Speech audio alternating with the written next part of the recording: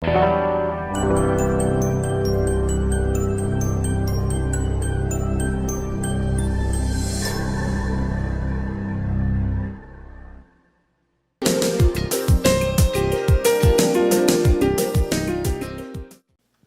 e paz, irmãos. Eu quero agradecer pela oportunidade e também por terem acertado de que estado eu sou. Ontem eu fui cumprimentado como alguém do Acre, de Roraima, e teve um rapaz muito simpático que falou: "Ó, o pastor de Belém". Irmãos, eu sou de Rondônia, mais especificamente de Porto Velho, que não é definitivamente a capital de Roraima. Porto Velho sempre foi e provavelmente continuará sendo capital de Rondônia. E se você não sabe onde é Rondônia, irmãos, por favor, nós não estamos depois do Amazonas. Tá? Nós estamos logo aqui, ó, depois do Mato Grosso, já é Rondônia. Subindo, lógico. Porque descendo não é não. É subindo. Eu sei que vocês estão tranquilos, porque chegamos na melhor parte do culto. E você pensa que é por causa da palavra. Um menino lá da igreja disse que essa é a melhor parte do culto, porque é a parte que a gente fica sentado. Agora é a boa hora do culto. Nós vamos ficar sentados e alguém vai ficar em pé. E a gente torce para que quem vai ficar em pé seja breve e canse rapidamente, para que isso acabe o mais rápido possível e passe esse sofrimento. Mas me deram bastante tempo. Também, como disse o pastor orando, eu vim de bem longe. Eu senti um bem longe, tá, pastor?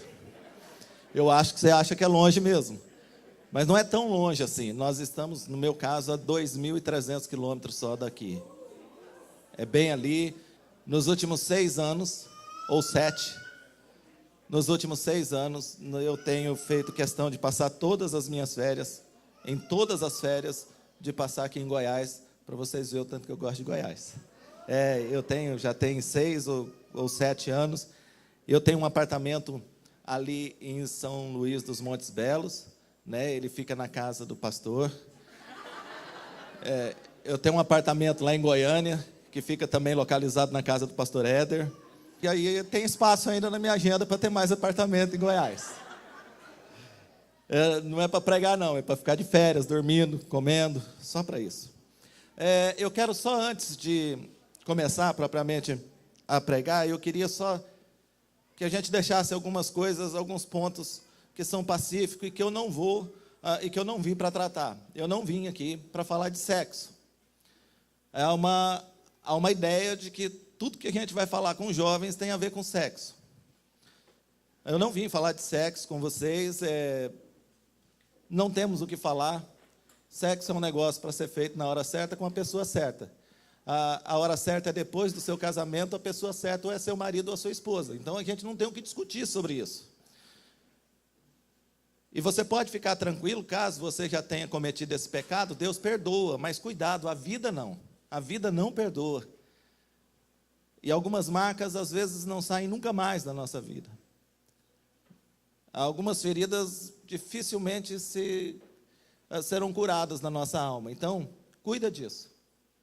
Se você não fez ainda, parabéns, continue assim. Deus está preparando alguém em um tempo para você. Se você já fez, faça como aquela mulher que encontrou com Jesus. Vai e não peques mais. Não peques mais. Então, nós não vamos discutir sobre isso. Outra coisa, eu não vim aqui para falar se pode ou não ir em balada sertaneja. Se você quer saber se pode ou não ir em balada sertaneja, pergunta para o seu pastor. Ele vai resolver esse problema para você. Então, a gente não veio aqui para falar nem de sexo e nem de balada sertaneja. Outra coisa que nós não vamos tratar aqui, porque também é ponto pacífico. Menino gosta de menina e menina gosta de menino.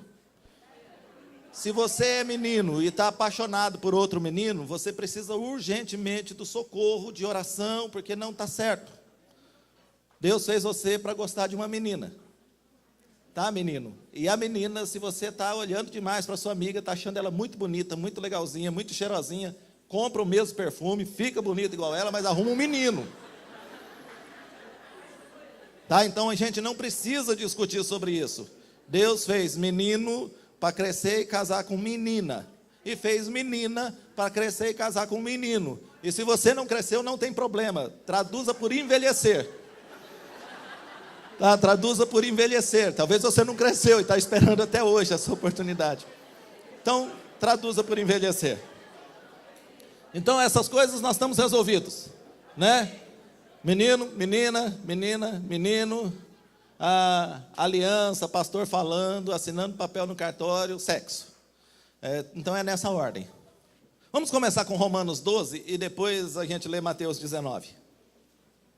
Irmãos, Romanos 12. Esse texto é batido, mas a gente precisa continuar lendo e pensando muito sobre ele. Rogo-vos, estou lendo tá? Rogo-vos, pois, irmãos, pelas misericórdias de Deus, que apresenteis o vosso corpo por sacrifício vivo, santo e agradável a Deus, que esse é vosso culto racional. E não vos conformeis com este século, mas transformai-vos pela renovação da vossa mente, para que experimenteis qual seja a boa, agradável e perfeita vontade de Deus. Eu quero só enfatizar, eu tenho um pouco de trauma com esse texto. Eu fui uma vez na igreja do pastor Jesus, lá em Anápolis. Tem alguém de Anápolis aqui? Tem, olha lá, os irmãos lá de Anápolis. E eu fui pregar num negócio de jovens que tem lá. E antes de mim foi um pastor pregar. E eu acho que ele é aqui de Goiás. E ele é sabido, viu, pastor? Porque ele pegou esse texto e deu ele tudo em grego. E eu fiquei olhando e falei, meu Deus, é isso que está escrito mesmo? Eu nunca imaginei que era tudo isso que estava escrito. E depois disso eu passei pelo menos um ano sem pregar nesse texto, porque eu não consegui decorar até hoje como é que é ele em grego. Mas eu sei uma coisa, nós temos nos confundido um pouco com esse texto, porque nós temos fugido da responsabilidade, tentando abraçar uma responsabilidade maior ainda, e eu explico. De alguma forma nós lemos esse texto e achamos que somos responsáveis em mudar o mundo. Aí a gente entra numa onda de protesto, porque a gente quer mudar o mundo. E aí, como a gente quer mudar o mundo, a gente quer mudar o Brasil, a gente quer mudar a presidente da República, a gente quer mudar o Estado, a gente quer mudar o município, a gente quer protestar, a gente quer mudar tudo, porque agora nós somos chamados para mudar o mundo. Não, nós não fomos chamados para mudar o mundo. O texto não diz, transformem o mundo. O texto diz, não vos conformes com este século. Olha, vocês não se coloquem no modelo desse século, mas transformai-vos. Teve um protesto há algum tempo atrás, vocês sabem disso. Inclusive, até lá em Porto Velho teve um protesto. Pasmem vocês, até lá em Porto Velho. E aí eu cheguei no domingo à noite na igreja, os irmãos cansados, foram para a passeata. Uns chegaram lá vestidos de camisa do Brasil, parecia jogo da seleção, uma coisa linda. E eu disse para eles, eu falei, gente, muito bom isso. Que bom que vocês são engajados, que bom que vocês estão protestando. E ainda dei uma forçada de barra, falei, nós somos protestantes mesmo. E é isso aí, esse é o nosso papel. Só tem uma coisa, eu queria que vocês fizessem também um outro tipo de protesto. Protestem contra vocês mesmos. Levante uma bandeira e faça um protesto contra a sua vida cristã medíocre. Entre para o seu quarto e grite, faça um protesto contra este pecado que você continua cometendo constantemente. Mude. Tire da presidência da sua vida você mesmo. Você já provou que você não consegue dirigir a sua própria vida. Então faça um protesto. Porque é verdade, nós precisamos transformar, vamos transformar este mundo, vamos, mas nós não vamos transformar nada se antes não termos a nossa vida transformada. Toda a transformação parte da renovação do nosso entendimento. É daqui que parte toda a transformação. Não adianta a gente querer mudar o Brasil. A gente quer mudar o Brasil porque o Brasil tem corrupto, e daí você fica orando para Deus revelar para você, ou cair na sua mão, as respostas de um concurso, você fica doido para tirar vantagem em cima de tudo e de todos. Você fura fila no Congresso, no almoço, isso é coisa de gordo. Não faça isso. Gordo e pastor. Pastor que vai lá para frente e diz que vai orar. Eu vou aqui para o início da fila que eu vou fazer a oração. Todo mundo sabe orar, pastor. Todo mundo sabe orar. Manda o irmão. Então, assim, parte da renovação do nosso entendimento. A mudança, ela precisa acontecer em nós. Tá? E aí, pensando em mudança que começa em nós vamos para Lucas 19. Lucas 19 é uma historinha bem simples. Eu quero só, tanto agora de manhã, quanto à noite e amanhã de manhã, eu quero refletir em histórias simples, mas que pode fazer diferença em nossas vidas.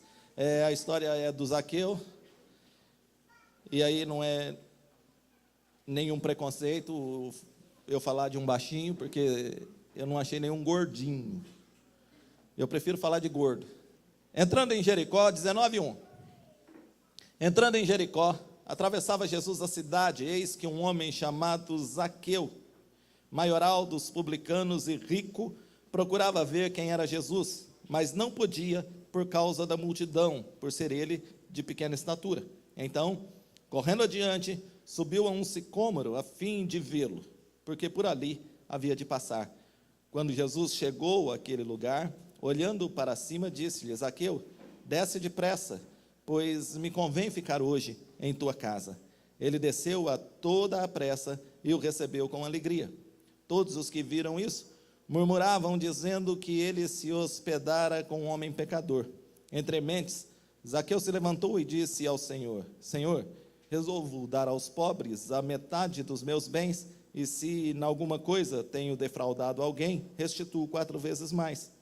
Então Jesus lhe disse: hoje houve salvação nesta casa, pois que também este é filho de Abraão, porque o Filho do Homem veio buscar e salvar o perdido. A história de Zaqueu, se você tem pelo menos 30 dias de igreja, de convertido, você conhece. Jesus estava passando pela cidade, Zaqueu queria vê-lo, subiu em uma árvore, e de cima dessa árvore ele então viu Jesus que estava passando por ali. Jesus olhou para cima e pediu para que Zaqueu descesse dessa árvore.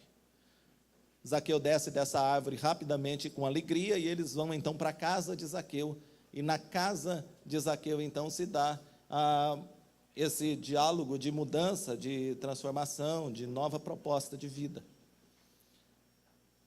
É com base nessa historinha do Zaqueu que eu gostaria de refletir com vocês nessa manhã. Primeiro porque muitos de nós mesmo, vocês não duvidem disso, muitos de nós tivemos esse mesmo desejo do Zaqueu. De alguma forma, nasceu no nosso coração o desejo de vermos Jesus, ou de ouvirmos alguma coisa, ou de participarmos de alguma coisa de Jesus. E nós subimos então na nossa árvore, e vimos, e observamos, e experimentamos dessa presença, e tinha muita gente também, e é muito legal quando tem muita gente, porque dá um movimento bem gostoso, e a gente gosta mesmo desse tipo de movimento. O problema é que nós ficamos em cima da árvore. Porque em cima da árvore nós temos um certo conforto. Porque de cima da árvore a gente participa de tudo e não se compromete com nada. De cima da árvore a gente canta, de cima da árvore a gente pula, a gente grita. Dá para pular em cima da árvore, fiquem tranquilos. A gente pula, a gente grita, a gente celebra, a gente até ora. Olha, tem gente que chora de cima da árvore. Mas nós não fomos chamados para esse estado de observação e de participação descompromissada com o movimento de Jesus. Na realidade, nós não fomos chamados para um movimento de Jesus. Nós somos chamados para um comprometimento com Jesus, para uma entrega, para uma renúncia. Nós temos muita gente em cima da árvore. que participa de tudo, que celebra e que gosta muito de tudo, mas que nunca desceu e se comprometeu, e se deixou ser visto, andando ao lado de Jesus, nós devemos descer da árvore. É muito legal, é seguro, é confortável, tem menos peso, tem menos cobrança, tem menos trabalho, tem menos renúncia, mas não é o lugar para a gente. Diga para o irmão que está ao seu lado aí, desça da árvore. Ao descer da árvore, Zaqueu e Jesus foram para a casa de Zaqueu, porque descer da árvore implica em permitir que Jesus entre na nossa casa. Eu queria só, para os desavisados de plantão, entra na minha casa, entra na minha vida, mexe com a minha estrutura, sara todas as feridas. Zaqueu não é fruto de uma música, tá? Ele estava na Bíblia antes. O Zaqueu, aquele da musiquinha, de quem mesmo? Espera aí, um de cada vez, eu já sou surdo, se fizer... Fala só alguém desse lado aqui que sabe. Regis Danese. O pastor pregou sobre aquele cara lá da música do Regis Danese. Não, é o cara da Bíblia, tá?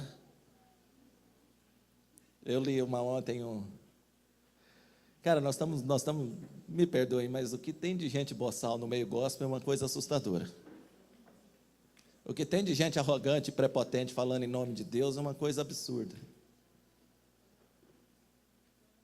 E ontem eu ouvi que jovem não tem compromisso, que jovem não lê Bíblia, que jovem não sei o quê, que jovem não sei o quê, mas agora, com uma nova Bíblia que saiu aí, o jovem vai ler, porque agora tem fotografia, tem história da vida do cara, então agora o jovem vai ler Bíblia. Antes não lia, nunca leu.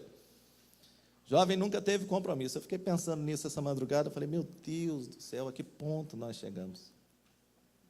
Então o Zaqueu é o da Bíblia, tá? Não é o da música.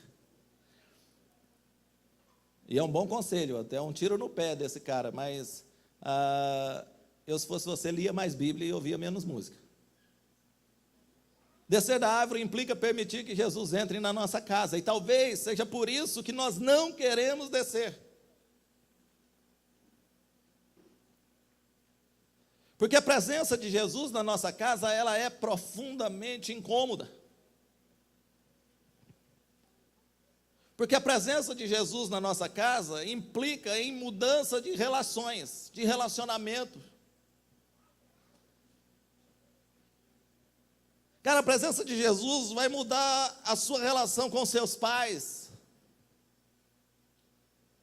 A forma de você lidar com as suas coisas, e pior, a presença de Jesus na sua casa é a presença de Jesus na sua intimidade.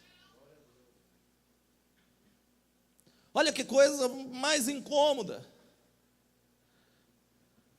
A presença de Jesus na sua casa é Jesus ter a senha que abre o seu celular. Dá medo. Tem gente que a senha parece uma coisa espiritual, porque o cara passa tanto o dedo, risca tanto para entrar, que eu não sei como que decora um negócio desse. Com medo. A presença de Jesus na nossa casa é Ele ter a senha para entrar em todas as nossas redes sociais, ver todas as nossas fotos, as nossas mensagens, ver todas as nossas curtidas, e ver todos os venenos que nós destilamos, e ver todas as mentiras que nós compartilhamos. A presença de Jesus na nossa casa, ela pode ser muito incômoda, porque Ele vai ver de fato quem é aquela pessoa cantante, saltante, sorridente de cima da árvore, do culto e do congresso, dos encontros e desencontros com Deus da vida. Jesus em casa é um problema. É um problema até para os casados que aqui estão. Porque eu vejo que tem bastante, e Jesus em casa, Ele fica vendo o jeito que a gente fala um com o outro, as caretas que a gente faz. Ele vê até quando a gente finge que não escuta, quando o outro finge que fala. Porque tem gente que finge que fala e tem gente que finge que escuta, né? O cara fala só para dizer que falou e o outro finge que escutou só para dizer que escutou. Então, descer da árvore implica em permitir que Jesus entre na sua casa e altere profundamente as relações e entre na sua intimidade. Você já imaginou Jesus olhando cada site que a gente acessa? E como a gente olha para cada foto no Instagram? Porque, irmãs, queridas irmãs, tem foto no Instagram que parece aqueles visor de açougue. Sabe, eu não sei como é que chama aquilo ali, aquelas câmeras frias onde fica exposta a carne para a gente comprar.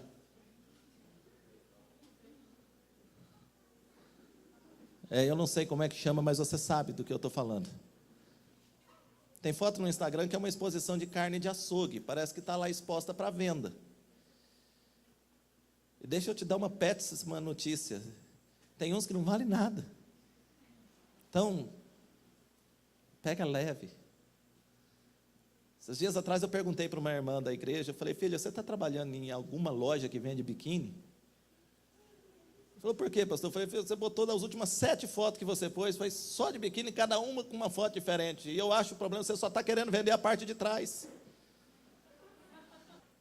Jesus na nossa casa implica nessas coisinhas chatas e nesses pensamentos chatinhos que, de fato, vão afetando a nossa vida. E a gente não quer que ele entre por causa disso. E um outro ponto é que quando Jesus afeta essas relações e afeta a nossa casa e afeta a nossa intimidade, a gente também se dispõe a um testemunho público. Eu sei que está fora de moda esse negócio de testemunho público. Eu sei que a gente gosta de pensar que ninguém tem nada a ver com a vida da gente. De fato, ninguém tem nada a ver com a vida da gente. Mas nós temos uma responsabilidade com Deus. E Ele tem tudo a ver com a vida da gente. Na realidade, a gente disse até que a vida da gente é dele.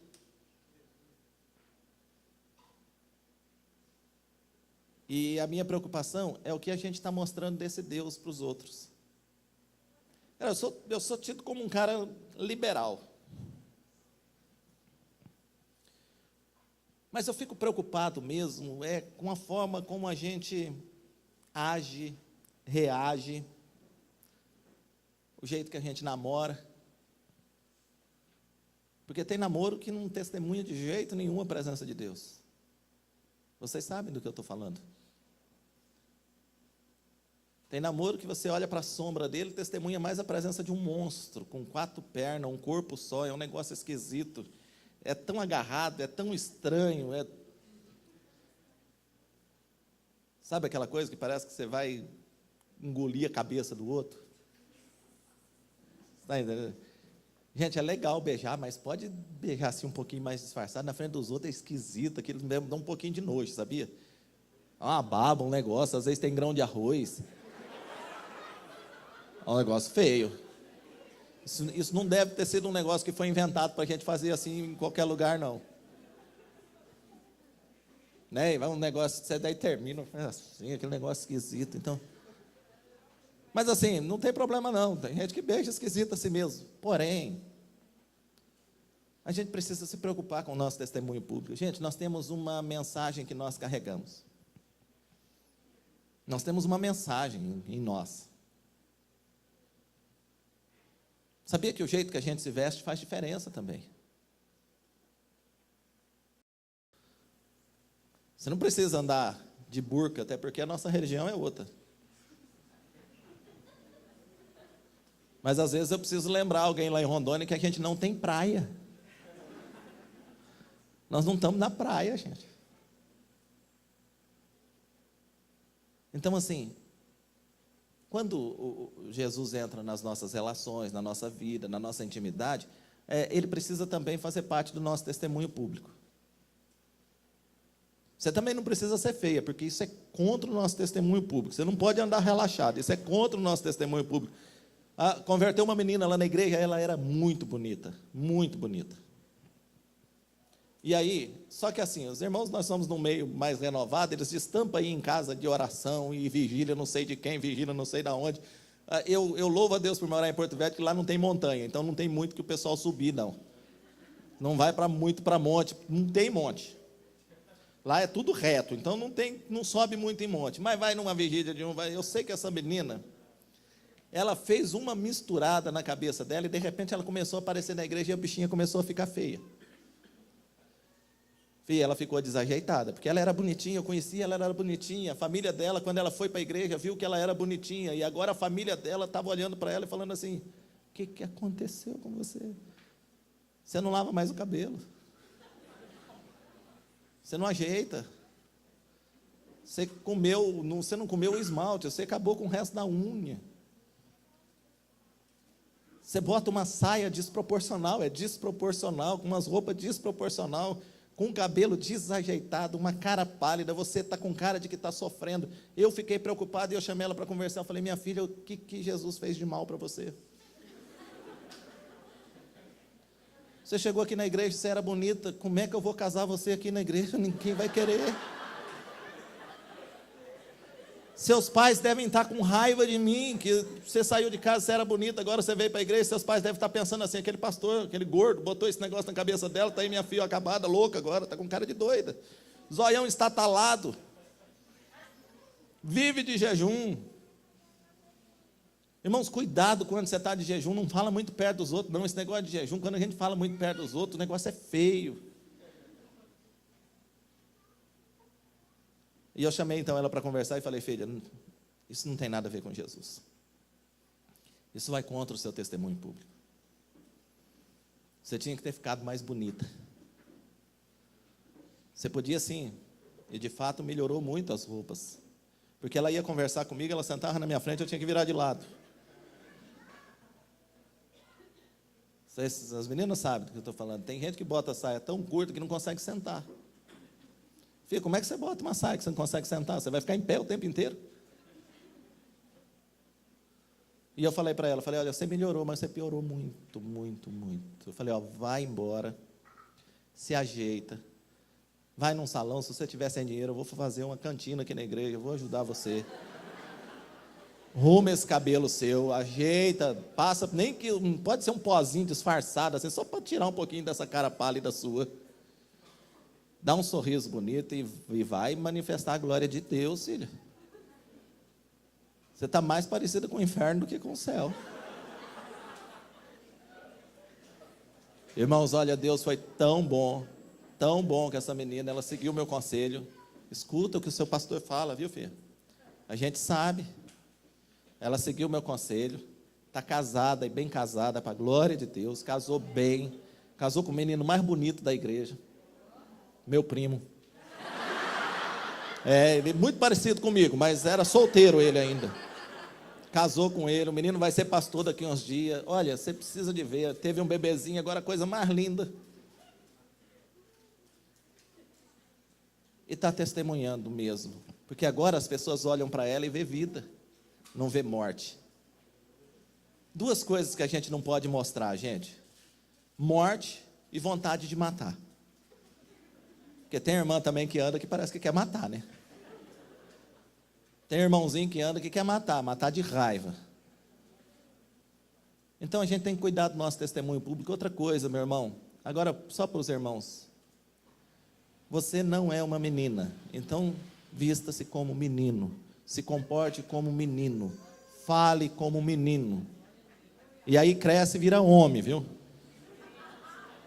As meninas da igreja estão naquele versículo aguardando ansiosamente a manifestação dos filhos de Deus. Amém, irmãs? Elas estão aguardando ansiosamente a manifestação dos filhos de Deus, os filhos homens, porque isso faz parte do nosso testemunho público. Isso vai desde a faculdade, vai para tudo quanto é canto. A gente precisa zelar do nosso testemunho público. Então vamos nos arrepender do quê nessa manhã? Primeiro, Eu queria desafiar você que está em cima da árvore, que não assumiu o compromisso. Você já foi lá, não, você sabe que você não tem compromisso com Jesus. Você gosta do movimento, mas você não tem compromisso com Jesus, você não está engajado. Você não se entregou totalmente, você tem algumas reservas ainda. Eu queria que você se arrependesse de estar em cima da árvore. Você não foi chamado para estar em cima da árvore. Nessa manhã você deve tomar uma posição. Nessa manhã você deve assumir uma postura diferente. Nessa manhã você deve descer com alegria da árvore e dizer: Jesus, eu estou aqui. Pode entrar na minha casa, que eu estou aqui. Eu queria que você também, que vive com essas relações em casa toda desajustada, que é filho que não honra pai e mãe, ou você que é pai, que só sabe, se especializou na vida em gerar a ira do seu filho, é de pirraça. É assim, eu sofri, também vai ter que sofrer agora. Camarada quer sair de carro, quer falar, andei a pé a vida inteira. Meu filho, você andou a pé a vida inteira porque não tinha carro, agora tem, para que vai andar a pé? Sabe esses pais que falam assim, eu comi um bife só, por que você quer comer 2? Porque agora tem 2, quando você comeu 1, só tinha 1. E é engraçado, e eu falei, esses tempos eu conversando com meu pai, eu estava falando assim, engraçado que tudo que os pais não gostavam antes, eles tentam agora fazer com os filhos, que não sei, deve ser vingança. Mas se é vingança, filho, você está vingando no cara errado. Chama teu pai para comer na tua casa e dá um bife só para ele. Era ele que só deixava você comer um bife? Convida ele. Ah, ele já morreu, pronto, não dá nenhum. Então, pais que só sabem gerar a ira dos seus filhos. Eu tenho uma agonia lá em casa que eu tento explicar para minha filha. Eu sou casado, né, há bastante tempo já, mas à noite eu falo sobre isso. Eu tenho uma filha, não interessa a idade dela para você. Eu tenho uma filha e tenho um filho de 10 anos. Esse interessa a idade. Um corintiano bom. Obrigado. Cuidado, não escandaliza. Não escandaliza os São Paulinos presentes, não escandaliza. Então, assim, a minha filha não interessa. Eu tenho tentado explicar para minha filha, por exemplo, que ela precisa ter um comportamento melhor, não é porque é filha do pastor. Porque eu brinco com ela, porque então se um dia eu mudar de emprego, ela deslancha, né?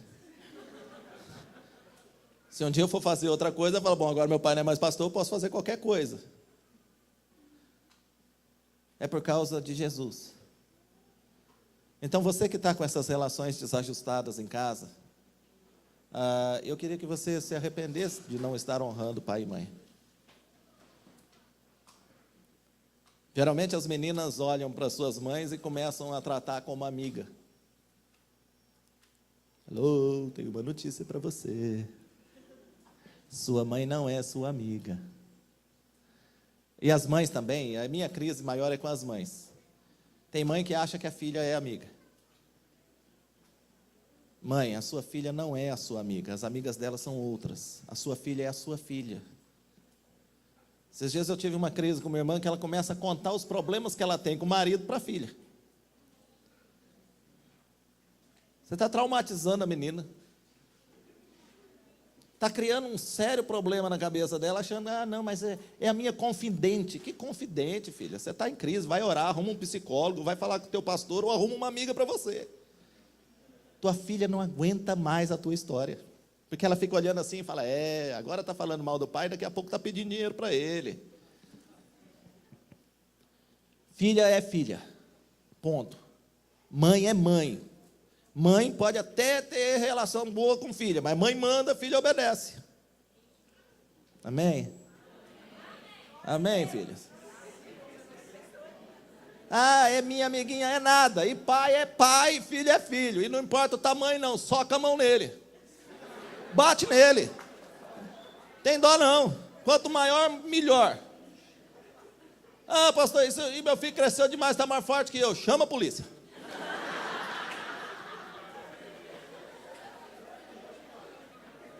Filho é filho. E pai é pai. Então, filho, se você não está se relacionando com o seu pai ou com a sua mãe, como pai e mãe, você tem um bom motivo essa manhã para se arrepender. É seu pai e é sua mãe.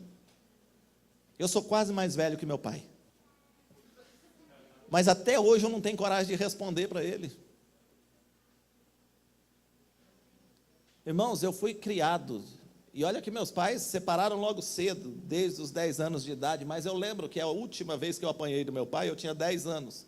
E sabe por que eu apanhei do meu pai? Porque eu fui mal educado com a minha irmã. Ah, que raiva. Porque um dia eu passava pela sala, e a irmã mais velha, quem tem irmão mais velho sabe do que eu estou falando. Quem tem irmão mais velho sabe do que eu estou falando. Irmã mais velha. Eu estou passando 10 anos de idade, 3 anos de diferença, ela com 13 anos, eu com 10. Eu estou passando pela sala, meu pai conversando com umas visitas, e a minha irmã fala assim: ó, pai, Fabiano não tomou banho ainda. Não, isso é problema de quem, gente? Minha resposta: isso é problema meu. E fui para o banheiro. Irmãos, e o inimigo ficou furioso aquele dia. E o inimigo era meu pai. Eu acho que ele grudou no meu pai aquele dia. Mas quem conhece o super-herói já ouviu falar do Flecha. Irmão, eu não terminei de fechar a porta do banheiro, meu pai já estava dentro do banheiro. Eu não vi ele me ultrapassando. Ele saiu da sala, só tinha um corredor, eu juro. Eu não juro, porque corta, não juro, juro. Só tinha um corredor na casa, ele chegou no banheiro primeiro do que eu. A hora que eu entrei, que eu fui ver, eu já tinha apanhado. Eu chorei, ele já tinha saído. Mas eu lembro do que ele falou. Não foi assim que eu te ensinei. Não foi assim que eu te ensinei. Eu sei, meninas, que a sua mãe não te ensinou a responder do jeito que vocês respondem para elas. Eu sei que seus pais não te ensinaram a ser assim. E se ninguém te educou, procura bons exemplos de educação e siga. Você sempre vai ter uma amiga ou um amigo que é bem educado, e você olha assim e fala: é assim que tem que ser. E por último, você pode, nessa manhã, se arrepender de estar dando um péssimo testemunho público, e você sabe disso. Você sabe que você dá um péssimo testemunho público na sua escola, na faculdade, às vezes no trabalho. Alguém falou para você que você tinha que ser cabeça e não cauda, e você achou que você tinha que ser o homem mais rico, o patrão. Irmão, se todo crente virar patrão, não vai ter empregado. A Bíblia fala que nós precisamos ser os melhores, não os maiores. Não os maiores, mas os melhores. Então, no seu emprego, você precisa ser o melhor. Não importa o seu cargo lá, você pode ser o auxiliar de quem não faz nada. Mas seja o melhor auxiliar de quem não faz nada daquela empresa. Para ganhar o prêmio do ano. Melhor auxiliar de quem não faz nada dessa empresa. Aí você tira foto com ele para a glória de Deus. Eu quase saio no tapa com os irmãos lá da igreja que falam assim: por que eu não contrato crente? Mas eu não contrato mais crente, eu não gosto de vender para crente, eu não quero saber de crente na minha empresa. E eu olho para ele assim e falo: mas você é o quê, peste? Infeliz, você é o quê? Deve ser um péssimo patrão. Não quer que os crentes saibam o tanto que ele é ruim como patrão, para depois não contar na igreja. Aí não quer contratar os irmãos da igreja, porque se contratar os irmãos da igreja, vai saber que ele registra só com a metade do salário, vai saber que ele compra só com a metade da nota, e vai saber um monte de podre dele. Então ele não quer contratar crente por causa disso. Tem irmão que tem uma agonia. Vou contar a última para vocês aqui, que é meu filho que vai se arrepender, está se arrependendo agora, o meu de 10 anos. A professora dele começou a congregar lá na igreja, tem 2 domingos. Tem 2 domingos.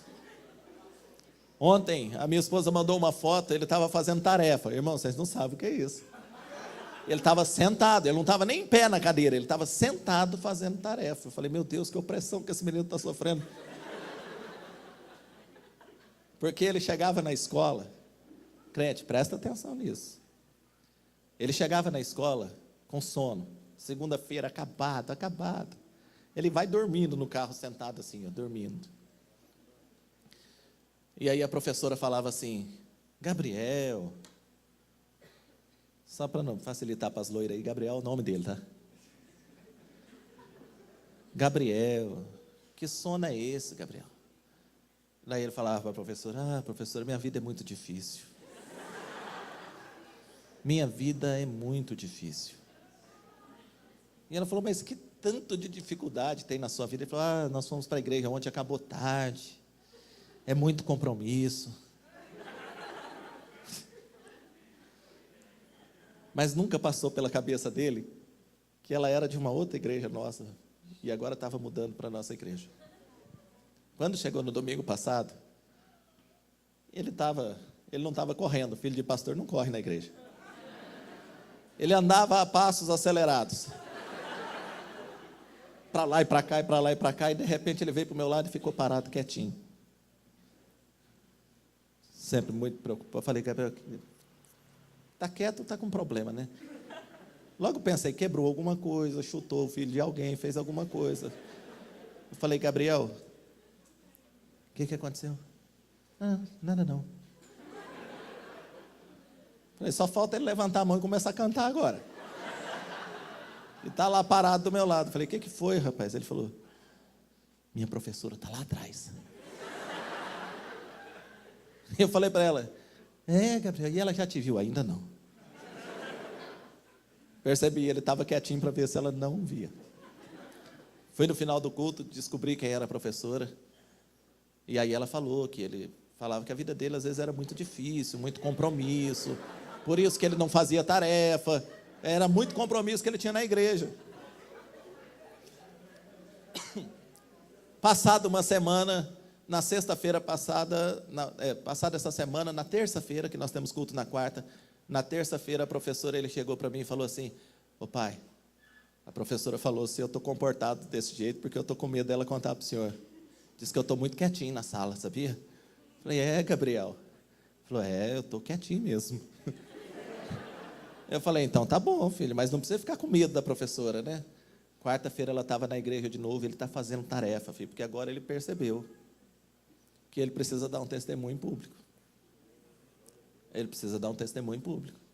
Porque se ele falar que está com muito compromisso na igreja, ele está mentindo. E a professora vai saber, porque agora ela também está na igreja. O Gabriel é uma criança que vive essa relação de descoberta do estudo, da professora, que ainda chama de tia. Mas a maioria de nós já somos grandinhos, para saber que não precisa o nosso professor ir para a nossa igreja para a gente dar testemunho público. Que você não precisa disfarçar. Que você pode convidar as pessoas da sua sala, por exemplo, com a cara limpa, com a mente e a consciência tranquila. Que ninguém vai olhar para você e falar assim, você é crente? E você dizer, o que foi? O que tem? Sou sim. Mas eu sou diferente, eu sou tranquilo, Não, você tem um péssimo testemunho. E nós precisamos nos arrepender do nosso péssimo testemunho. Desça da árvore. Conserte as suas relações em casa. E mude o seu testemunho público. Porque essas são marcas de quem não apenas está vendo ou participando do movimento de Jesus, mas são marcas de quem desceu da árvore e se comprometeu com Ele. Você tem um compromisso com Ele. Amém?